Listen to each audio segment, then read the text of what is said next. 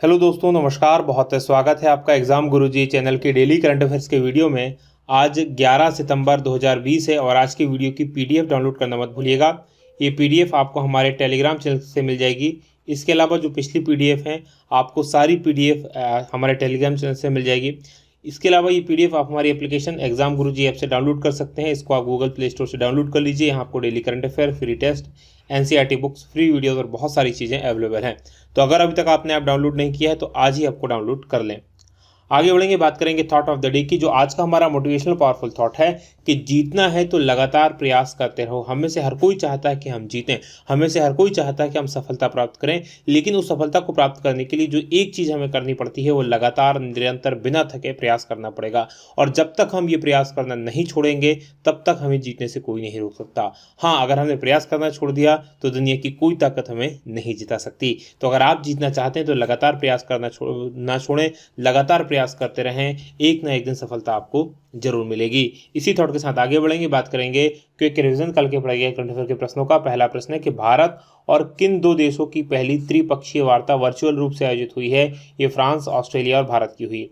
दूसरा प्रश्न, हिमालय दिवस कब मनाया जाता है? तो 9 सितंबर को। तीसरा प्रश्न है कि दूसरी किसान रेल गाड़ी सेवा किस प्रदेश से दिल्ली के बीच शुरू हुई है? तो ये आंध्र प्रदेश से दिल्ली के बीच में शुरू हुई है। चौथा प्रश्न है कि यूनिसेफ के अनुसार 2019 में भारत में शिशु मृत्यु दर कितनी थी? तो ये थी 34। और पांचवा प्रश्न है कि उत्तर प्रदेश सरकार अयोध्या एयरपोर्ट का नाम बदलकर किन के नाम पर करेगी? तो मर्यादा पुरुषोत्तम श्री राम के नाम पर इसका नाम किया जाएगा। छठवां प्रश्न है कि नई राष्ट्रीय शिक्षा नीति 2020 लागू करने वाला देश का पहला राज्य कौन सा बन गया? तो ये हिमाचल प्रदेश बना है। सातवां प्रश्न है कि प्रधानमंत्री ने किस राज्य के रेहड़ी पटरी वालों से स्वनिधि संवाद किया है? तो मध्य प्रदेश में यह संवाद हुआ है। आठवां प्रश्न है कि एरोस्पेस कंपनी नॉर्थरोप ग्रूमैन कॉरपोरेशन ने सिग्नस स्पेसक्राफ्ट का नाम किसके नाम पर रखा है? तो ये भारतीय मूल की अंतरिक्ष यात्री कल्पना चावला के नाम पर। नवा प्रश्न है कि भारतीय रेडियो खगोल विज्ञान के जनक किस वैज्ञानिक का निधन हो गया? तो इनका नाम था गोविंद स्वरूप। और 10वां प्रश्न है कि 100 अंतर्राष्ट्रीय गोल करने वाले दुनिया के दूसरे फुटबॉलर कौन बन गए हैं? तो ये क्रिस्टियानो रोनाल्डो बन गए हैं। ये थे हमारे कल के पढ़े गए करंट अफेयर के प्रश्नों का क्विक रिवीजन। आगे बढ़ेंगे, आज के प्रश्नों की बात करेंगे। आज के करंट अफेयर का पहला प्रश्न है कि रफाल लड़ाकू विमानों की पहली खेप को किस वायुसेना अड्डे पर भारतीय वायुसेना में शामिल किया गया? तो इनको शामिल किया गया अंबाला एयरफोर्स अड्डे पर, जो कि हरियाणा में है। ये आपको याद रखना है, यानी कि डी ऑप्शन प्रश्न का सही उत्तर है। डिटेल देख लीजिए क्या है। तो 5 रफाल लड़ाकू विमान, इनकी पहली खेप भारत को प्राप्त हुई थी और इसको 10 सितंबर को अंबाला का जो वायुसेना अड्डा है उस पर एक समारोह आयोजित किया गया और समारोह में इसको भारतीय वायुसेना में शामिल कर लिया गया। इस समारोह के दौरान जो भारत के रक्षा मंत्री राजनाथ सिंह वो उपस्थित थे और फ्रांस के सैन्य बलों की मंत्री हैं फ्लोरेंस पार्ली, वो भी उपस्थित थी। ये क्यों उपस्थित थी? क्योंकि राफेल जो विमान हमने खरीदा है वो फ्रांस की एक कंपनी है दसॉ, उससे खरीदा। तो ये आपको याद रखना है, ये फ्रांस की रक्षा मंत्री कह सकते हैं आप उनको, सैन्य बलों की मंत्री, वो भी यहाँ उपस्थित थी। 5 रफाल विमानों की जो पहली खेप थी भारत को 27 जुलाई को प्राप्त हुई थी और फ्रांस से अंबाला के इस वायुयान अड्डे पर पहुंची थी और यहीं इसको भारतीय वायुसेना में शामिल किया गया है। अब बात फ्रांस की करेंगे। यहाँ की राजधानी पेरिस है, राष्ट्रपति इमानुएल मैक्रो है और मुद्रा यहाँ की यूरो है। चलिए मैप में मैं आपको अब फ्रांस लिए चलता हूँ। तो जैसा कि आप स्क्रीन पर देख पा रहे हैं, हमारा भारत है और हमारे भारत से अगर आपको फ्रांस जाना है तो मूव करना पड़ेगा आपको पश्चिम में, उत्तर पश्चिम में एक्चुअल में। यहाँ पर देखेंगे ये यूरोप है और यूरोप में देखेंगे ये जो ग्रीन कलर का देश आपको दिखाई दे रहा है यही फ्रांस है। ये फ्रांस देश है जिसकी राजधानी यहाँ पर पेरिस आप देख पा रहे होंगे। और आसपास देश कौन से? तो नीचे की तरफ देखेंगे तो इस तरफ ये स्पेन है। स्पेन के और इन दोनों देशों के बीच में एक और छोटा सा देश है जिसका नाम एंडोरा है। इस तरफ देखेंगे तो इटली है, इस तरफ स्विट्जरलैंड है, इस तरफ जर्मनी है, यहाँ पर एक और छोटा देश लग्जमबर्ग और बेल्जियम है। ऊपर इंग्लिश चैनल है और इंग्लिश चैनल को क्रॉस करने के बाद ब्रिटेन आ जाएगा। आगे बढ़ेंगे, बात करेंगे अगले प्रश्न की। अगला प्रश्न आपके सामने दूसरा है कि वर्ल्ड सुसाइड प्रिवेंशन डे कब मनाया जाता है? तो वर्ल्ड सुसाइड प्रिवेंशन डे जो मनाया जाता है वो 10 सितंबर को मनाया जाता है, यानी कि ए ऑप्शन प्रश्न का सही उत्तर है। डिटेल देख लीजिए क्या है। तो international association for suicide prevention यानी IASP, इसके द्वारा 10 सितंबर को world suicide prevention day WSPD के रूप में मनाया जाता है। इसलिए मनाया जाता है ताकि दुनिया में आत्महत्याओं को रोका जा सके। तो आत्महत्याओं को रोकने के दिन के रूप में मनाया जाता है। तो उद्देश्य क्या है? दुनिया भर में आत्महत्याओं को रोकने के लिए जागरूकता बढ़ाना। बात करें वर्ष 2020 के विश्व आत्महत्या रोकथाम दिवस की, तो इस बार का इसका विषय है working together to prevent suicide. आगे बढ़ेंगे, बात करेंगे अब हम तीसरे प्रश्न की कि प्रधानमंत्री मत्स्य संपदा योजना का शुभारंभ किसने किया है। तो इसका जो शुभारंभ किया गया है भारत के प्रधानमंत्री नरेंद्र मोदी जी के द्वारा, यानी कि डी ऑप्शन प्रश्न का सही उत्तर है। डिटेल देख लीजिए क्या है। तो प्रधानमंत्री नरेंद्र मोदी जी, इनके द्वारा 10 सितंबर को प्रधानमंत्री मत्स्य संपदा योजना का डिजिटली उद्घाटन किया गया और इसके अलावा इन्होंने ई गोपाल ऐप का भी शुरुआत की। अब ये प्रधानमंत्री मत्स्य योजना क्या है, तो इसका उद्देश्य है कि मत्स्य पालन और मत्स्य बीज में व्यापक रूप से बेहतरी और जो उसका बाजार है और सूचना पोर्टल है उनको और अपडेट किया जाए। इस योजना पर 20,000 करोड़ रुपए से अधिक की राशि खर्च करने वाली ही सरकार इसमें निवेश करेगी और उद्देश्य है कि 2024-25 तक जो अतिरिक्त 70 लाख टन मछली उत्पादन है उसको बढ़ाया जाए। बढ़ेंगे आगे, बात चौथे प्रश्न की होगी कि संघाई सहयोग संगठन के विदेश मंत्रियों की परिषद की बैठक कहाँ आयोजित हुई, और इस बैठक का आयोजन हो रहा है मास्को, जो कि रूस की राजधानी है, यानी कि सी ऑप्शन प्रश्न का सही उत्तर है। डिटेल देख लीजिए क्या है। तो संघाई सहयोग संगठन SCO, इसके विदेश मंत्रियों की परिषद की बैठक 10 सितंबर को मास्को, जो कि रूस की राजधानी है, आयोजित की गई और इस बैठक में चर्चा की गई कि आगामी जो शिखर सम्मेलन होना है उसकी तैयारियों पर और क्षेत्रीय और अंतर्राष्ट्रीय मुद्दों पर विचार विमर्श इस बैठक में विदेश मंत्रियों के द्वारा किया गया। भारत की तरफ से इस बैठक में भाग ले रहे थे भारत के विदेश मंत्री S जयशंकर, और भारत जो है वो संघाई सहयोग संगठन के शासन अध्यक्षों का जो शिखर सम्मेलन होने वाला है 29 और 30 नवंबर को नई दिल्ली में, इसकी मेजबानी करेगा, ये आपको याद रखना है। बात करेंगे संघाई सहयोग संगठन की यानी SCO की, तो इसकी स्थापना 26 अप्रैल 1996 को हुई थी और मुख्यालय इसका बीजिंग में है। सचिव रशीद अलीमोव हैं और सदस्य देशों की बात करें तो चाइना, कजाकिस्तान, किर्गिस्तान, रूस, ताजिकिस्तान, उज्बेकिस्तान, ये इसके पहले सदस्य थे। बाद में इसमें भारत और पाकिस्तान जुड़ गए हैं, तो भारत और पाकिस्तान भी इसके अब पूर्णकालिक सदस्य हैं। बात करेंगे पांचवें प्रश्न की कि पूर्वी एशियाई देशों के विदेश मंत्रियों की 10वीं शिखर बैठक में भारत से किसने हिस्सा लिया। तो इसमें भारत के जो विदेश राज्य मंत्री हैं वी मुरलीधरन, इन्होंने हिस्सा लिया, यानी कि बी ऑप्शन प्रश्न का सही उत्तर है। डिटेल लिख लीजिए क्या है। तो विदेश राज्य मंत्री हैं वी मुरलीधरन, जबकि विदेश मंत्री कौन है, तो S जयशंकर। ये आपको याद रखना चाहिए कि विदेश मंत्री कौन है और विदेश राज्य मंत्री कौन है। तो S जयशंकर विदेश मंत्री हैं, विदेश राज्य मंत्री हैं वी मुरलीधरन। इन्होंने पूर्वी एशियाई देशों के विदेश मंत्रियों की एक 10वीं शिखर बैठक हुई थी, उसमें भाग लिया और बैठक की अध्यक्षता की गई थी वियतनाम के उप प्रधानमंत्री और विदेश मंत्री के द्वारा।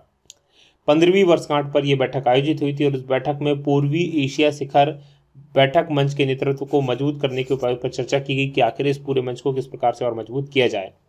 बात छठवें प्रश्न की होगी कि नेशनल स्कूल ऑफ ड्रामा जो नई दिल्ली में स्थित है, इस स्कूल के या इस यूनिवर्सिटी के नए चेयरमैन कौन बने हैं, तो ये बने हैं परेश रावल, यानी कि बी ऑप्शन प्रश्न का सही उत्तर है। डिटेल देख लीजिए क्या है। तो राष्ट्रपति हैं भारत के रामनाथ कोविंद, उनके द्वारा जो पूर्व लोकसभा सांसद रहे हैं और बॉलीवुड के अभिनेता परेश रावल, इनको नेशनल स्कूल ऑफ ड्रामा का नया चेयरमैन बनाया गया है और उन्हें मनोरंजन उद्योग में उत्कृष्ट योगदान के लिए 2014 में पद्मश्री से भी सम्मानित किया गया था। रावल की बात करें तो 1985 में एक फिल्म आई थी अर्जुन, उससे उनके करियर की शुरुआत हुई थी।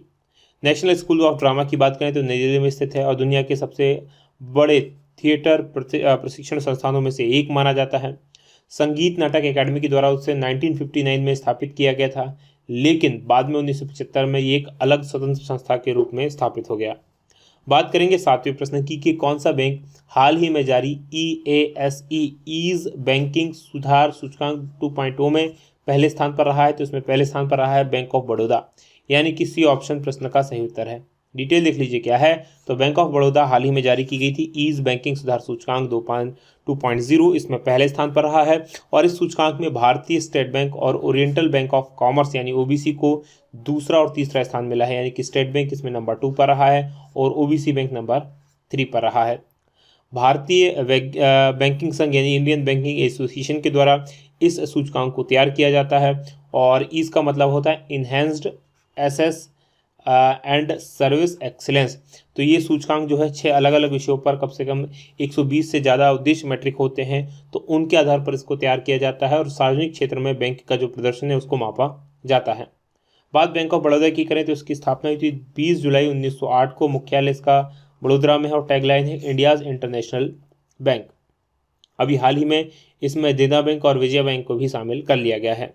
बात करेंगे 8वें प्रश्न की कि इंडियन रेटिंग्स एंड रिसर्च 2020-21 के लिए भारत की जीडीपी में वृद्धि के अपने अनुमान को बदलकर कितना कर दिया है, तो ये बदलकर कर दिया गया है 11.8, यानी माइनस में है लेकिन ये, यानी कि इतना जो अगला वित्तीय वर्ष होगा 20-21 का, जो हमारा वर्तमान वित्तीय वर्ष है, इसमें भारत की जो जीडीपी रहेगी वो इतना कम हो जाएगी।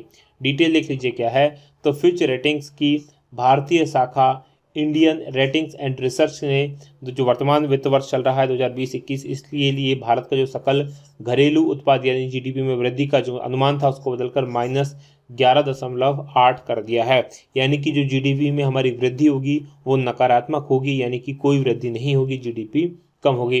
रेटिंग एजेंसी ने इससे पहले जीडीपी में 5.3% गिरावट का अनुमान जताया था, लेकिन अब इसको बढ़ाकर कितना कर दिया है, 11.8% की गिरावट का अनुमान। रेटिंग एजेंसी का अनुमान है कि अगले वित्तीय वर्ष यानी 2021-22 में भारतीय अर्थव्यवस्था 9.9% की वृद्धि दर्ज करेगी। बात 9वें प्रश्न की होगी कि किस देश के राष्ट्रपति को इजराइल यूएई शांति समझौते की मध्यस्थता के लिए 2021 के नोबेल शांति पुरस्कार के लिए नामित किया गया है। ये है अमेरिका के राष्ट्रपति, यानी कि ए ऑप्शन प्रश्न का सही उत्तर है। अब डिटेल देख लीजिए क्या है, तो संयुक्त राज्य अमेरिका के इस राष्ट्रपति हैं डोनाल्ड ट्रंप। इनको 2021 के लिए नोबेल शांति पुरस्कार के लिए नामित किया गया है, और ये नामित इसलिए किया गया है क्योंकि उन्होंने इजराइल यूएई शांति समझौते की मध्यस्थता उन्होंने की थी। इस नोबेल शांति पुरस्कार के लिए डोनाल्ड ट्रंप का नामांकन किया है नॉर्वे की संसद के सदस्य टाइब्रिंग गेजेट के द्वारा, तो ये आपको याद रखना है। और इससे पहले भी गेजेट उनको नामित कर चुके हैं नोबेल शांति पुरस्कार के लिए, हालांकि इनको दिया नहीं गया है। यूएई और इजराइल ने अगस्त 2020 में संयुक्त राज्य अमेरिका के द्वारा मध्यस्थता किए जाने के बाद एक समझौता किया और इसमें अपने संबंधियों को सामान्य करने के लिए सहमत हुए, एक दूसरे से राजनयिक संबंध स्थापित किए। बात 2021 की करें तो 2021 के नोबेल शांति पुरस्कार के लिए 318 उम्मीदवारों को और इसमें जो है नामांकित किया गया है। इनमें से 211 व्यक्ति हैं और 107 संगठन हैं। बात करें संयुक्त राज्य अमेरिका की, तो राजधानी यहाँ की वॉशिंगटन डीसी है, राष्ट्रपति डोनाल्ड ट्रंप है और मुद्रा यहाँ की अमेरिकी डॉलर है। चलिए मैप में मैं आपको अब अमेरिका लिए चलता हूँ। तो जैसा कि आप स्क्रीन पर देख पा रहे हैं, ये हमारा भारत है और हमारे भारत से अगर आपको अमेरिका जाना है तो मूव करना पड़ेगा आपको पश्चिम में। आप देखेंगे ये भारत है और भारत के जस्ट पीछे की तरफ स्थित है अमेरिका। यहाँ पर आप देख पा रहे होंगे ये अमेरिका है। इसकी राजधानी कहाँ है, तो वॉशिंगटन डीसी इसकी राजधानी है। 50 राज्य हैं और अमेरिका का एक राज्य यहाँ पर है जिसका नाम अलास्का है। ऊपर इसकी सीमा कनाडा के साथ में और नीचे इसकी सीमा मैक्सिको के साथ में लगती है। आगे बढ़ेंगे, बात करेंगे अगले प्रश्न की। अगला प्रश्न 10वां है कि ऑल इंडिया टेनिस एसोसिएशन के नए अध्यक्ष के रूप में कौन चुने गए हैं, तो ये चुने गए हैं अनिल जैन, यानी कि डी ऑप्शन प्रश्न का सही उत्तर है। डिटेल देख लीजिए क्या है, तो अखिल भारतीय टेनिस संघ यानी कि ऑल इंडिया टेनिस एसोसिएशन द्वारा अनिल जैन को अपने नए अध्यक्ष के रूप में चुना गया है और अनिल धूपर इसी के महासचिव के रूप में इनको चुना गया है। भारत के डेविस कप कप्तान रोहित राजपाल, इनको 2024 तक के लिए 4 साल के कार्यकाल के लिए कोषाध्यक्ष चुना गया है। अनिल जैन जो हैं वो ऑल इंडिया टेनिस एसोसिएशन के अध्यक्ष के रूप में प्रवीण महाजन का स्थान लेंगे, जबकि धूपर जो हैं हिरणमय चटर्जी का स्थान लेंगे। ये था आज का हमारा करंट अफेयर। अब बात करेंगे कल के सवाल की। कल मैंने आपसे प्रश्न पूछा था कि राज्यों के ईज ऑफ बिजनेस रैंकिंग में प्रथम स्थान पर कौन सा राज्य है, तो इसमें पहले स्थान पर आंध्र प्रदेश है और दूसरे स्थान पर उत्तर प्रदेश है। आप में से बहुत सारे लोगों ने इसका सही उत्तर दिया। जिन्होंने सही उत्तर दिया उनको धन्यवाद, और जो उत्तर नहीं देते उनसे निवेदन की कृपया उत्तर जरूर दिया करें। आगे बढ़ेंगे, मध्य प्रदेश जल प्रहरी के लिए हमारी टेस्ट सीरीज अवेलेबल है। एमपीपीएससी के लिए टेस्ट सीरीज, एमपीपीएससी के लिए नोट्स, फुल कोर्स अवेलेबल है। अधिक जानकारी के लिए इस नंबर पर आप व्हाट्सअप कर सकते हैं। अब बात आज के सवाल की। आज का हमारा सवाल है कि 11वां इंद्र नेवी नौसेना अभ्यास भारत और किस देश के बीच बंगाल की खाड़ी में शुरू हुआ है, और किस देश के बीच में शुरू हुआ है, तो कमेंट करके आप ये जरूर बताइएगा। ये वीडियो कैसा लगा ये बताना मत भूलिएगा। आज की बात करेंगे यहीं समाप्त। आप लोगों का बहुत बहुत धन्यवाद। जय हिंद, जय भारत।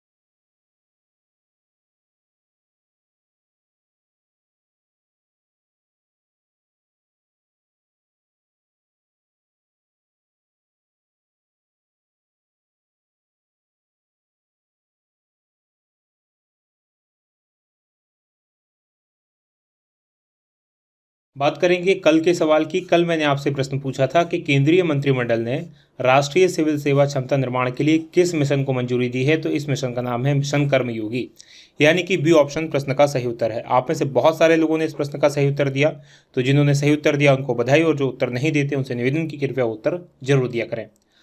आगे बढ़े उससे पहले ये मध्य प्रदेश जल प्रहरी परीक्षा के लिए हमारी टेस्ट सीरीज अवेलेबल है। एमपीपीएससी के लिए टेस्ट सीरीज, एमपीपीएससी प्री के लिए प्रिंटेड नोट्स, फुल कोर्स।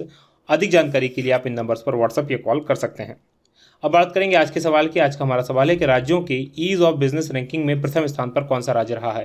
तो इनमें से कौन सा राज्य प्रथम स्थान पर रहा है, कमेंट करके जरूर बताइएगा, और ये बताना मत भूलिएगा कि आपको हमारा वीडियो कैसा लगा। आज की बात करेंगे यहीं समाप्त। आप लोगों का बहुत बहुत धन्यवाद। जय हिंद, जय भारत।